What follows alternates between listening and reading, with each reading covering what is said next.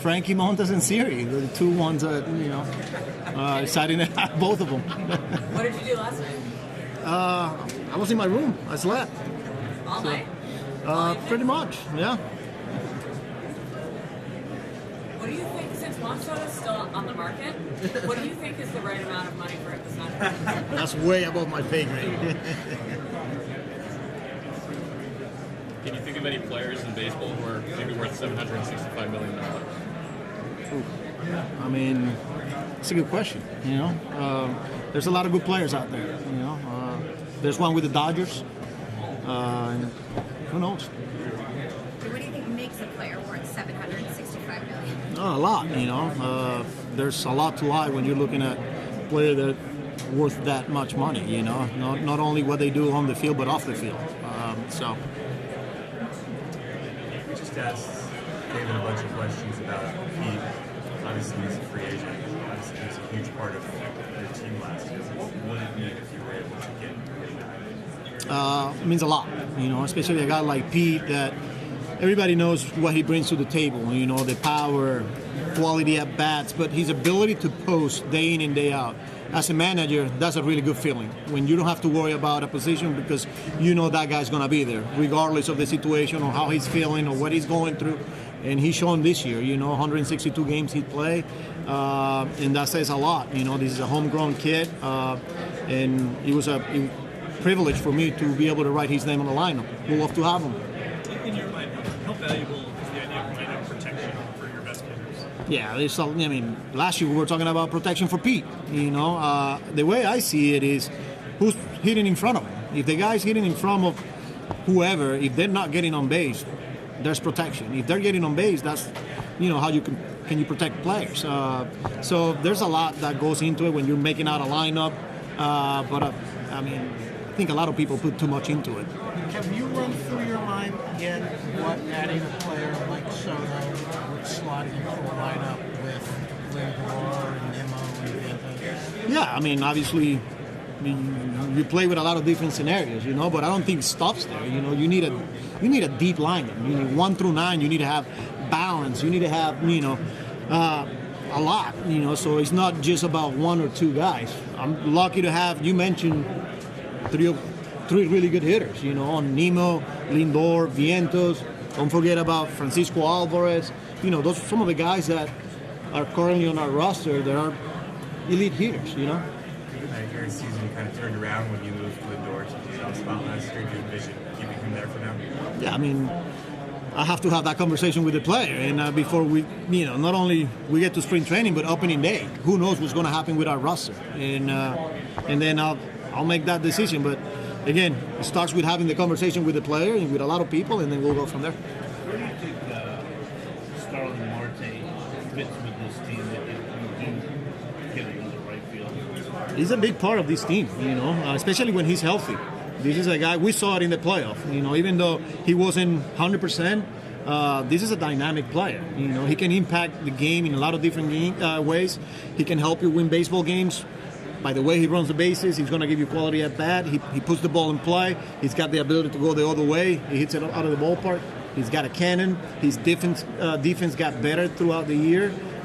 So again, he's a big part of this team. Do you think he'd be a possibility with DH?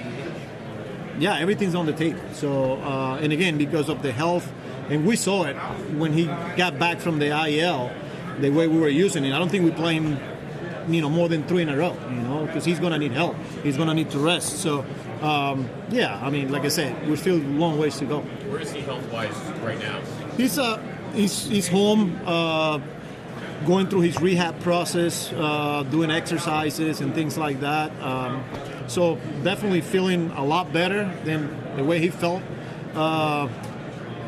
last part of the year. And I'm hoping that we get a healthy player by the time we report to spring training. What specifically is he rehabbing? The same thing, the knee. Yeah. The same thing that kept him on the IL for a couple of months, and then when he got back, he was still feeling it.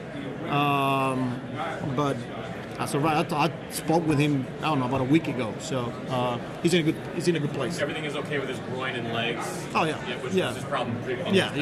It was more of his knee, whatever he was dealing with during the regular season. If you guys were to make a big acquisition, what would a move like that say about where the Mets view themselves? I don't want to get too far ahead of myself, but we want to win. We want to win, and we have an owner that is willing to do whatever it takes. So. What do you like about what Frankie Montas brings to the rotation? And the loss of Severino. Yeah, look, happy for Savvy, proud of him because I know how hard he had to work, especially I saw it firsthand, when he got hurt and then just watching him go through the whole year last year. So, congrats to him, his family. I texted him and, like I said, proud of him. For Frankie, this is a guy that I was able to spend a little bit of time when I was with the Yankees, and unfortunately, he wasn't healthy. But we were able to face him in the playoffs last year, and man, he was electric. He was hitting 96, 95. The fastball had live. We all know about the split. The cutter, slider that he's got. He's got a sweeper, and when he's healthy, he's a pretty good arm. So I'm excited to have him on our rotation, and our job is to keep him on the field. How well do you know Clay Holmes from the Yankees years? Yeah, I know him well. This is another guy that the first thing that comes to mind is the professional, a guy that takes the baseball and that he's accountable. He went through, he had a lot of success, and then he struggled, just like every player does. And when he was going through those tough times, he was right there in front of his locker answering questions. It wasn't easy. He works really hard, and good relationship with him. Carlos, do you view Senga as your ace? He's a big part of our team. We talk about last year, him being the ace, and we didn't see him pretty much a whole year. So our goal is to get him healthy, and right now he's going through his off-season programs, and when he's healthy, he's as good as anybody out there. Is it a priority to you to kind of get to know him better and not maybe be as in the dark as you might have been last season? Yeah, I think I want to, I got to know him, but more like behind the scenes. I want to get to know him when he wants to go out there for a seventh inning, when he wants to continue to go out there. I want to have those conversations with him. I think that's the next step, and hopefully we get there, because that means he's going to be healthy. He really hasn't been a starter in his career. What makes you think he can succeed in that role? Yeah, I mean, look, it's hard for me to sit here and comment on it, but because it's not official, but again, this is a guy that physically we feel like he's capable of, and this is a guy that takes the baseball, and he works really hard. So. You guys were able to do with Severino and Mania last year. How confident are you that you're able to get the most out of pitchers who, you say, when healthy, they're going to Yeah, we have a really good system here. Obviously, with Hef leading the pitching program, and you got to give credit to our medical staff and everything that they do to keep these guys on the field. Whether it was Sevi, whether it was Manaya, they spend a ton of hours working with them and using all the resources that we have. So pretty confident that our group will do the same thing with a lot of the players that will come on board this year. I don't know that we announced Desi yet, but I'll announce it. Yeah, look, Desi is guy that I was able to work with for a couple of years, and the way his attention to details. I know he's going to complement Hef and Rossi and all our group, because whether it's pitch design, playing around with different grips, reading numbers and technology, and just the feel for the game. This is a guy that's been in the dugout for the past 3 years. So I thought he was a really good acquisition for us. When it comes to Montas, guys around the league say that he's really good in the clubhouse, he's a really good leader. Did you get to see any of that in his time with the Yankees? Yes, and even when he wasn't on the field, 2023, he spent a lot of times rehabbing, and the reports we were getting from the minor league guys were off the chart. Like the way he was treating a lot of these young kids that were just starting their careers, and just my interactions with him in the clubhouse. Like I said, for a couple of months that we had him, great guy, humble, smart, and he wants to compete. He's a competitor. So. What was it about Iglesias did for you last year? Do you think there's still a way for him to return? Yeah, I mean, he was unbelievable for us. I think when we started turning around our season, he was a big part of it. Just not only his presence in the clubhouse, but what he did on the field. Elite defender, quality at bat, his ability to put the ball in play. He was clutch with runners in scoring position, and I will love to have him back. But again, we'll see how everything plays out, because he put himself in a really good position. Just talked to David about Mark Vientos and Brett Beatty and their roles, and he said that you guys view Vientos as a third baseman right now. What was it about the step that he took forward defensively that has you guys comfortable that he can handle the position full time? Yeah, you got to give him credit, and you got to give credit to player development, because they work really hard with him. And, you talk about Lindor and Iglesias and the way they impact his game, especially on the defensive side of things. We felt really good every time he got to a baseball. The play was made. Good arm, really good hands, and just his internal clock got better as the year went on.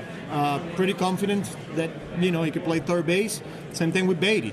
But the fact that Beatty added some versatility when he went down and showed that he can play second base, third base, maybe a little bit in the outfield, that's a plus. Because when I'm riding that lineup, somebody that can play multiple positions, left-handed hitter, is in a good place. What do you think of Vientos' bleach blonde hair?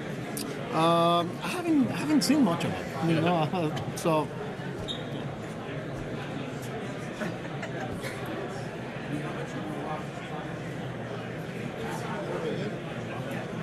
How much of Mark's defense just depends on going out there and playing every day versus the development? I mean, sometimes you said his internal clock got better. That comes just with reps, knowing the situation, who's at the plate, the speed of the ball, speed of the runner, playing with the scoreboard. There's a lot to learn by just playing the games instead of just getting pre-game reps, and that's the only way they're going to get better. And I feel like the conversations that he was having with Sarby, our infield coach, Lindor, Iglesias, helped him throughout the year, and that's why we were comfortable with him playing every day there. How do you balance that, getting guys reps versus, sometimes there might be a better fielder at the moment that you want to I mean, that's part of the balance. Is at the big league level, you want to win games, but he put himself in a position where we were able to trust him. And like I said, credit to him, credit to Sarby and all the coaches and player development. What do you make of the addition of Jose Siri, and what does it do for your defense in the outfield? Yeah, you just said it. Elite defender. He's a guy that I've seen him play for quite a few years now. He goes and get it, He's got pop, and he's excited to join the organization. I'm excited to have him too. But he's another guy that not only can play center field on elite level, he can play left field, he can play right field. He's playing winnable right now. I saw a highlight the other day where he was making a play in right field. So he adds to that depth, and it's not a secret how much we prioritize defense here. Did you guys ask him / his winter team to move him around a little bit? Center? No, I didn't. Speaking of winter ball, what do you think of what Acuña's done in his time in Venezuela? Really good. I saw him last week doing a home run derby. No, he's playing really well, and the feedback that we're getting, I feel like every day I'm getting a call from their GM to let him play, to continue to let him play. But the defense, the way he's running the bases, and I think just the whole experience itself, the fact that he's getting at bats in meaningful games in front of, 15, 20,000 people, the whole experience for him is going to be huge, and he's playing really well too. What are the terms under which he's allowed to play, and the GM, I guess, has to ask if he can keep playing beyond a certain date, or how does that work? Yeah, no, there's recommendations from us, to the player, sure. Because he's a guy that got, 700 play appearance. Yeah, so he's going to come to a time here where he's going to have to decide and get ready for 2025. So that's pretty much, and they know it's coming. So that's why the GM is like, hey, what do you guys think? It's like, he's up to the player, at this time, because, as a 40-man roster, that's up to them. We can just, all we could do is just make recommendations. Everybody good? Thank you, Carlos. See you, Carlos.